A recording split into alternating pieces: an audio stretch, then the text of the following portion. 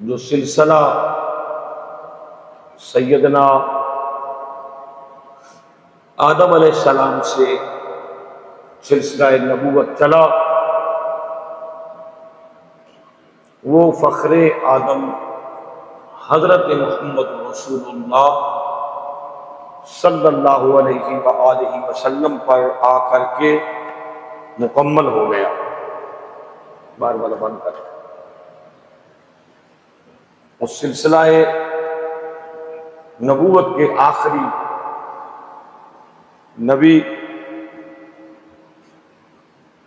حضرت محمد رسول اللہ صلی اللہ علیہ وآلہ وسلم کی ذاتی والا صفات ہے۔ اس پر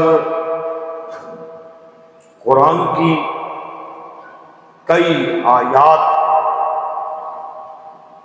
اور حدیث پاک میں درجنوں نہیں سینکڑوں احادیث پاک ہیں۔ حضور نبی اکرم صلی اللہ علیہ وآلہ وسلم اللہ تعالیٰ کے آخری نبی اور آخری رسول ہے۔ عقیدہ ختم نبوت ضروریات دین اور ان بنیادی اسلامی عقائد میں ہے جن عقائد پر اگر معمولی سا شک بھی پیدا ہو جائے تو اسلام سے انسان خارج ہو جاتا ہے،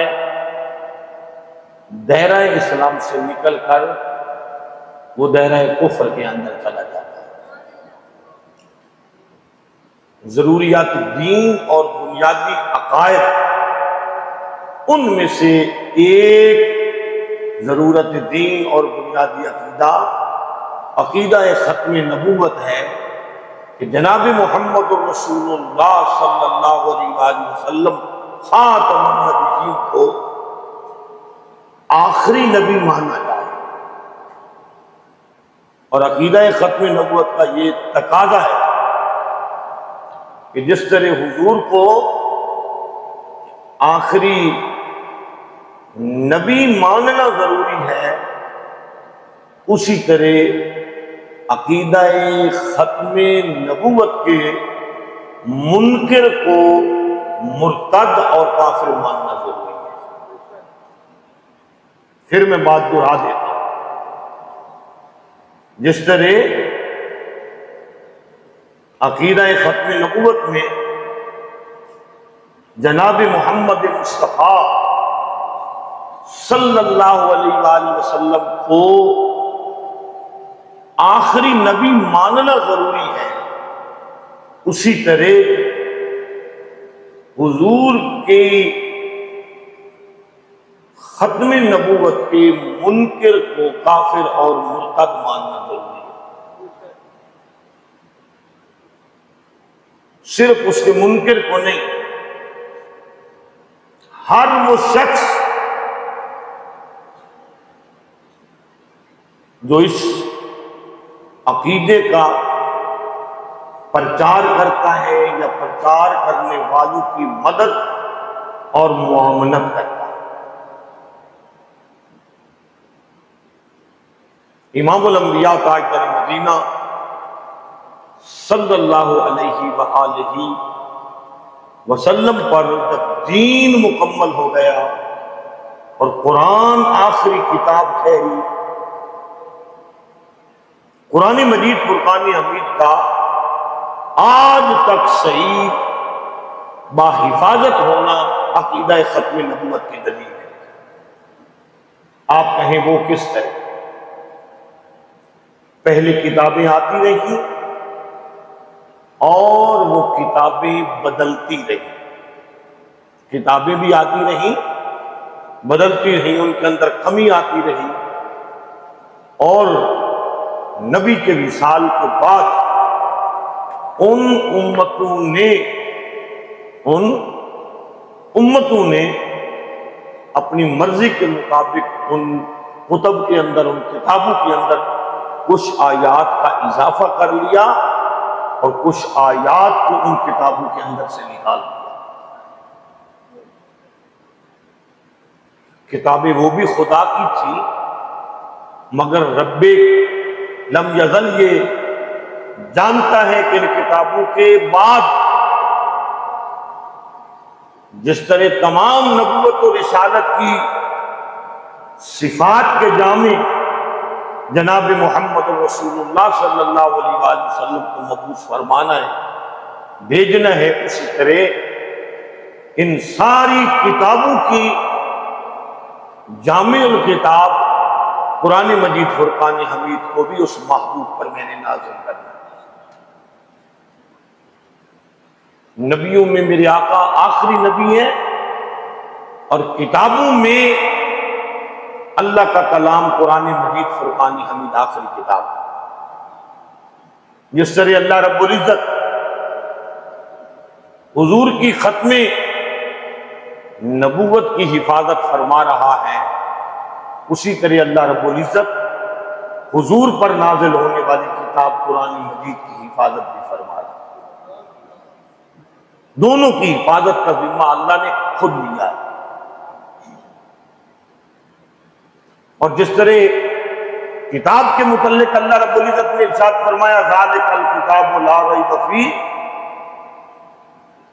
یہ وہ کتاب ہے جس کتاب کے اندر کوئی شک نہیں، اسی طرح حضور کی نبوت اور حضور کی رسالت اور حضور کا خاتم الانبیاء ہونا، جس طرح قرآن کے اندر شک نہیں، اسی طرح مصطفیٰ کریم کی ختم نبوت کی شان کے اندر بھی کوئی فرق نہیں اور کوئی شک نہیں۔ گزشتہ جمعۃ المبارک پر ہم نے قرآن پاک کے حوالے سے عقیدہ ختم نبوت کو بیان کیا۔ آپ سورہ بقرہ کو لے لیں، سورہ بقرہ کو، مجھے قرآن پاک اٹھا کے سورہ بقرہ کو لیں آپ، جہاں اللہ رب العزت نے مومنین کی صفات کو بیان کیا۔